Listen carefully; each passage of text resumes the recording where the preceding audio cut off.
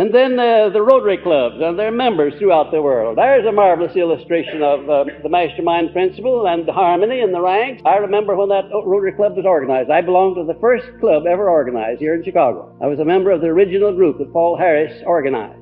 And in those days, the purpose of the club was to honor Paul Harris and to help build up his legal practice without violating his ethics. That was the original purpose of it. But we finally grew bigger than that purpose, and the purpose became the idea of developing fellowship among the members, a good feeling. Well, the Rotary spread all over the world, and it's become really an outstanding influence for good wherever it is touched. You don't do anything in this world without a motive. There must be a motive to inspire everything that you do, or everything you refrain from doing. The only person that does things without a motive is an insane person. He doesn't have to have a motive. Well, first, the opportunity to get increased compensation and promotion is one of the most outstanding motives for gaining friendly cooperation. And wherever that has been put into use in any business that I know anything about, there has always been a very beneficial and a very profitable return. Recognition for personal initiative, pleasing personality, and outstanding work.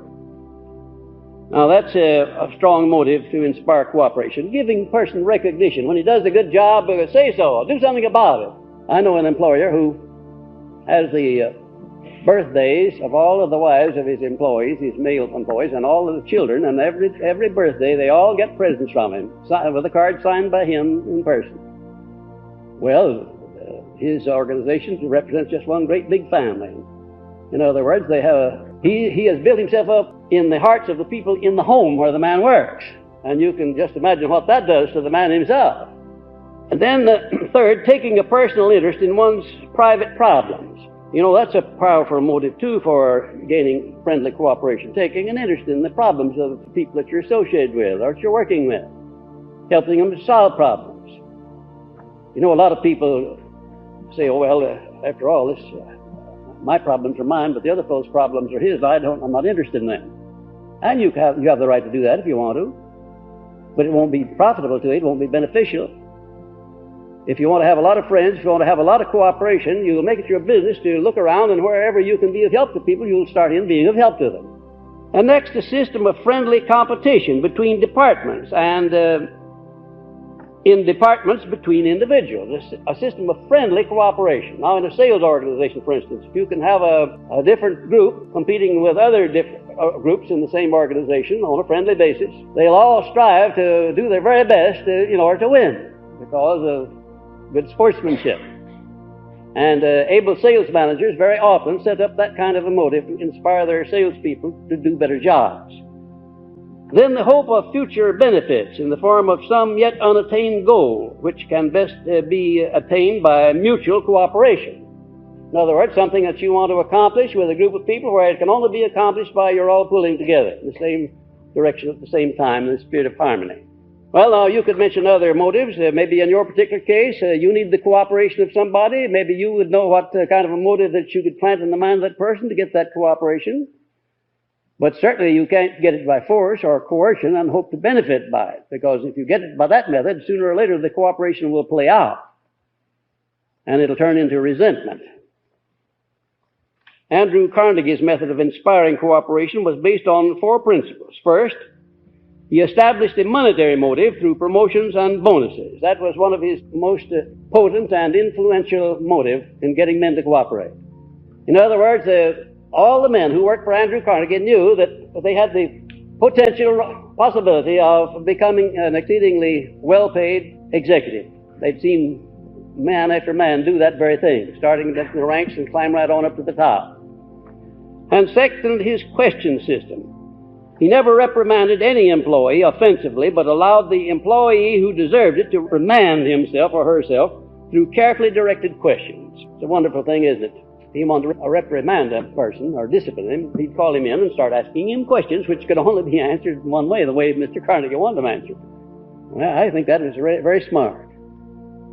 And if he wanted a fault brought out, he'd let the man bring it out himself, because he'd put questions to him that forced him to bring out the fault or tell a lie. And of course, the man didn't want to do that, especially when he knew that Mr. Carnegie knew what the lie was. That was one of the things that indicated what a smart man Mr. Carnegie was. He knew how to get the best results out of people without unnecessarily hurting them or offending them. And next, he always had one or more men in training for his job, and several of them made it. Isn't that a wonderful thing for an employer to have a number of men standing around training for his job? You don't think they'd be disloyal, do you? You don't think they'd lie down on the job? You don't think they'd refuse or neglect to go the extra mile, do you? Why, no. They'd be very silly if they did. Mr. Carnegie knew how to hang out plums, so to speak, for people to reach for. And while he kept the plum just a little bit ahead of the reach of the man, he caused him to grow stronger and to build a longer arm for reaching by having that plum out there for him to reach for. That was much better than throwing the fear into a man's heart, losing his job or something of that sort, as so many employers had done. And he never made decisions for his employees, but encouraged them to make their own decisions and to be responsible for the results thereof. Isn't that a wonderful thing? He would not make decisions for his executives and for his under-executives and for those who are in training for executive jobs. I was in the office of Mr. Curtis, Cyrus H. Curtis, owner of the Saturday Evening Post, who was also one of the collaborators in the building of this philosophy, when his son-in-law, Edward Bach, came in and apologized to me for interrupting our meeting, and he said there's something that I must speak to Mr. Curtis about that has to have an answer immediately. And he had a telegram in his hand. And he hurriedly explained to his father-in-law that a problem in connection with buying the supply of paper that they were going to need for the whole next year, involving a tremendous amount of money. Paper for the Ladies' Home Journal, maybe the Saturday Evening Post, maybe the Country Gentleman, all. He told his father-in-law what the problem was, and he also told him that there were 3 things they could do about it. And he mentioned them. And he said, now what I want you to tell me is, which one shall I do? Would you be interested in knowing what Mr. Curtis said to him? He went ahead and very briefly analyzed each of those 3 problems, each of those 3 things, analyzed them for their good points and their bad ones. And then when he was through, now he said, it's your responsibility, that's my analysis, it's your responsibility to determine which one of the plans you're going to adopt. And Bach said, well, thank you, and walked out. And when he left, Mr. Curtis said, if he makes the wrong decision, it'll cost us nigh on to $1 million. I said, well, why didn't you give him the right decision? He said, if I had, I'd have ruined a good executive. That's why I didn't. Mr. Bach did become a good executive. He made the Ladies' Home Journal the outstanding magazine of its time. But he didn't do it by having his father-in-law make decisions. He made them himself.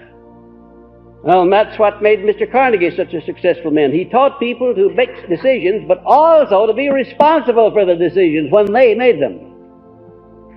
That's an important little item, too. Our American system of free enterprise gets friendly cooperation when it is not interfered with by outside influences, by the profit motive. In the United States, if we took away the profit motive, it would take the very warp and the woof of our whole system of free enterprise away. And there are certain pressure groups that are trying to do that very thing all the time, to take away the profit motive. You have to have a motive for everything you do. And we believe in the United States, in our system of free enterprise, the finest combination of motives that exist anywhere in the world. I don't know what you think about this philosophy as far as you've gone, but I just want to tell you this in closing, that if you get 50% of the benefits that are available to you out of this philosophy, if you get 50% of the benefits, not 100, but just 50% of the benefits, you can so thoroughly change your lives that the coming year that's ahead of you can be the most outstanding year of your life. And from here on out, the rest of your life, you can enjoy a controlled destiny, one that you'll hew out for yourself, where you'll find happiness, pleasure, contentment, security, and where you will enjoy the friendship and the goodwill of people around you, because you will create circumstances leading to that end.